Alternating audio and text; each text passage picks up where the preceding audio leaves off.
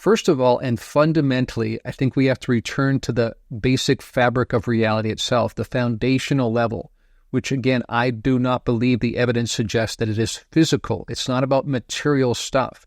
The material world, as we perceive it, is an extension of consciousness. It's a particular modulation of consciousness. And the reason why that's key is because also these spiritual and mystical experiences are also an expression of a particular modulation of consciousness. So in that sense, it's just two different modulations of the same core substance or structure, and that is consciousness. So in that sense, I think that should dictate how we see both of these kinds of experiences.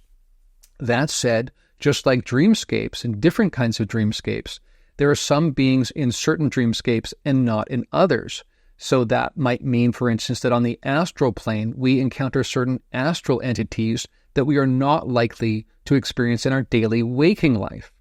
At the same time, though, there are also beings that are kind of cross-domain kind of entities. For instance, take as an example what is recorded in the Whitley Strieber archives, which are also at Rice at the Archives of the Impossible, exactly where the Mac archives are, by the way. And eventually those will be combined together, and we'll be able to draw patterns from both of those different data sets as well as others. So stay tuned for that.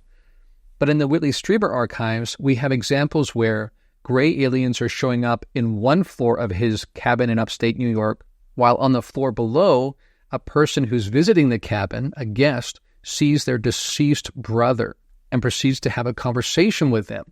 The reason I point this out is that these grays seem to be able to cross between the domains of the living and the dead as we understand it.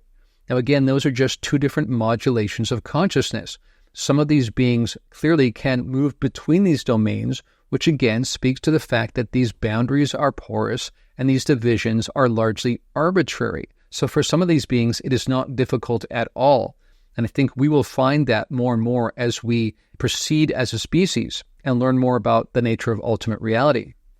Now, speaking of these particular beings, the ones often depicted as gray aliens that can cross domains between what we consider the living and the dead, I also know of situations where human beings have been able to make contact with the grays via modalities different than the original modality through which they encountered these grays. So for instance, in one particular POC episode, I recounted the experiences of one man who remembers being abducted and also his young son being abducted. But then later on, after having taken a course at the Monroe Institute around out-of-body experiences and astral travel, this man used his new skills that he had been practicing to actually make contact with these grays through astral travel. And he was able to. That's the key. He was able to. And this again speaks to the fact that these divisions are somewhat arbitrary and these boundaries are definitely porous in nature. So again, it's more about the way that we are perceiving reality right now rather than this being a hard and set way that reality is.